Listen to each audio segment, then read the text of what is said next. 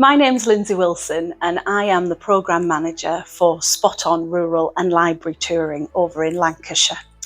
I'm going to talk to you a little bit today about what I do within libraries across the whole of the county. My main job involves programming really brilliant arts events for audiences, for volunteers, for library staff members, and also working with those artists within our spaces. Well, you want to choose something that you really want to see in your library space. There's no point in choosing something that you think other people might want to see. It needs to be something you feel passionate about, something that you want to talk about, and probably something that your entire library team would want to see as well.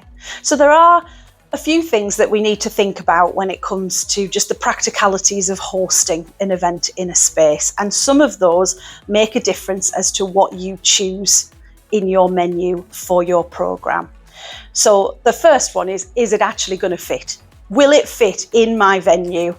Have I got complicated pillars, technical bits of steps, weird bits of shelving that I can't move, and that's going to impede whether or not I can take that 10-piece band that I really, really want to take?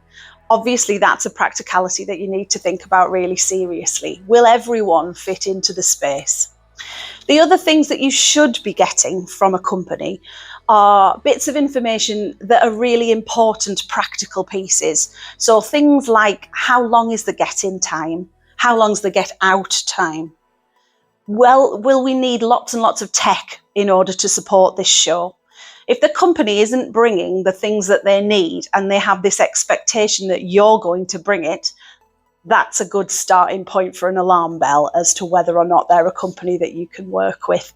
It's very rare that most library spaces have any kind of tech, and certainly even rarer as to whether they have anyone who knows how to use it. So you want to find a company that you feel will do all of that job and will reassure you and won't have a 6-hour get-in and also won't have a 3-hour get-out, because at the end of the day, we just want to pack up and go home after a brilliant event. So we get asked all the time, what kind of work should I put in my library space? And every time I have a conversation with a librarian, the first thing they say is, we want to host loads of children's work because it's going to be the easiest sell, because children and families are always the people who come in and they use our library.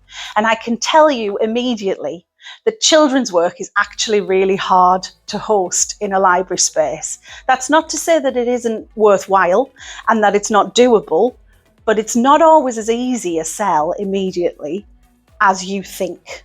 And the reasons that happens is because most families and children are used to a free offer within a library space. They're used to coming in and using the library for all sorts of different activities, and often performances included are really heavily subsidised to enable them to have a free or a very cheap ticket.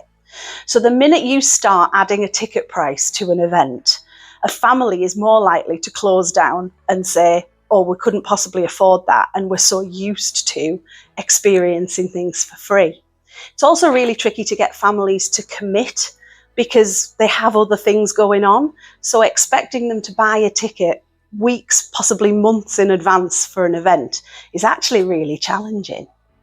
So what I would recommend you do is don't shy away from children's work, but if you're just starting to enter into the idea of hosting events in your library space, often a music event for grown-ups is an easier starting point. You can build an audience because you happen to have a really excited member of your friends group who's really into a particular genre of music. And they get excited about the fact that you're bringing this brilliant folk band to the library for one night in March. Well, they're going to do the job for you in terms of selling those tickets and enthusing and engaging all of their friends who are also interested in that kind of work.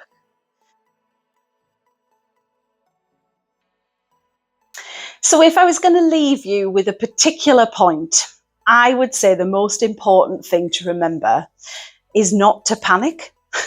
You aren't on your own.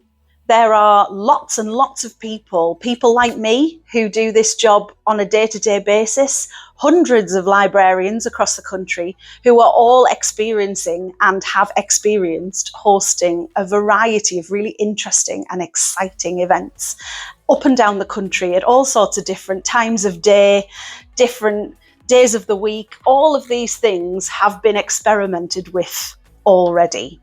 And we're out there for you to talk to us. I'd very happily love to have conversations with people, and I know that the rural and library touring schemes across the country, of which there are many, would be really keen to hear from you.